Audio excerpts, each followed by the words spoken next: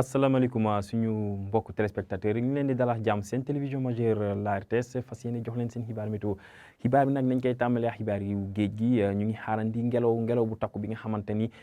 dina laal gox-goxaan nekk si wetu tefes bi ngelaw bi nag dina fi desandi ba suba si ay boor 23h temps fort yi nag li gën a fës si xibaar bi mooy taw yu àndax dënnu yi nga xamante ñu ngi koy xaarandi si biir réew mi taw yooyu nag suba si ngoon si gox-goxaan yi nekk si wetu tefes bi foofu lañ koy gën a nemmeeku loolu dina waral ni que tàngaay bi dina wàcc bu baax a baax suñu xoolee suñu naatal satellite bi nañ gis ne que asamaan bi dina bëri ay niir yooyu nag ay niir yu àndax dënnu lay doon dina àndax ay taw yi nga xamante ne taw yu fort lay doon suñu xoolee si naatal bi gis nañ fi lu mel ni calweer moom mooy andi ngelaw yu takku yi nga xamante ni moom la ñuy nemmeeku si gox-goxaan yi nekk si wetu tefes bi loolu may waral si wàllum prévision tey si guddi yi nañ gis ne que asamaan bi dina bëri ay niir yu àndax taw ak dënnu suñu xoolee bu baax nañ gis ni que niir yooyu si guddi si la ñuy tàmbale si penku réew mi di wàlliyaan ñëw si sow réew mi si guddi si ak si suba si wàllum température bi nañ gis ni que tàngaay guddi bi dina descendi ba léegi si gox-goxaan yi nekk si wetu tefes bi suñu xoolee diggante Dakar ba Ndar ñu ngi fay xaarandi ñaar fukki degré ak juróom-ñaar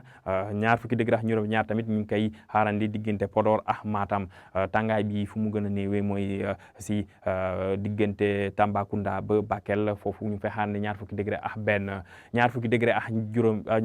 degré ak ñaar mooy température bi nga xamante moom la ñuy ràññee si gox-goxaan yi nekk si bët saalum réew mi suñu demee si digg réew mi foofu température nañ dem ñaar fukki degré ak ñeent ba ñaar fukki degré ak juróom benn loolu mooy waral ni que tàngaay bi si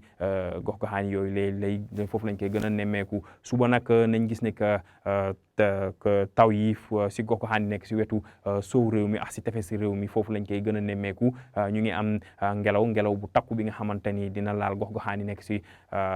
wetu tefes bi rawatina tamit diggante Ziguinchor dem ba Dakar foofu la ngelaw bi di gën a tare wàllum température yi nañ gis ni que tàngaay bi dina wàññeeku bu baax a baax si diggante Dakar ak Mbour foofu ñu fay xaarandi ñaar fukki degré ak juróom-ñeent tamit ñu ngi koy xaarandi si Kolda suñu demee ba Kédougou foofu ñu ngi xaarandi ay taw yu yamamaay te température bi dina wàcc ba ñaar fukki degré ak benn suñu xoolee si penku réew mi tamit nañ gis ni que asamaan bi dina bëri ay niir yooyu nag dina tax tàngaay bi dina wàññeeku bu baax tàngaay bi nag fu muy gën a wàññeeku mooy toujours si gox-goxaan yi nekk si wetu sow réew mi foofu moom la ñuy xaarandi ay taw yu àndax dënnu ak ngelaw bu bëri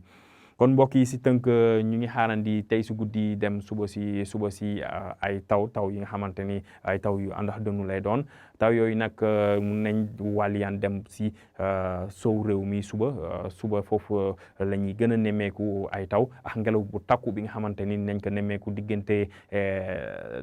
Ndar diggante Casamance bi ba Dakar suñu xoolee wàllum température bi nañ gis ne que tàngaay bi dina wàññeeku bu baax a baax rawatina si Kédougou foofu ñu fay xaarandi ñaar fukki degré ak benn suñu demee diggante Mbour ak Dakar foofu tamit ñu ngi fay xaarandi ñaar fukki degré ak juróom-ñeent lu des si réew mi nañ gis ne que température yi dinañ ëpp fanweer degré mante température bu gën a mag bi nga xamante ni ñuy natt si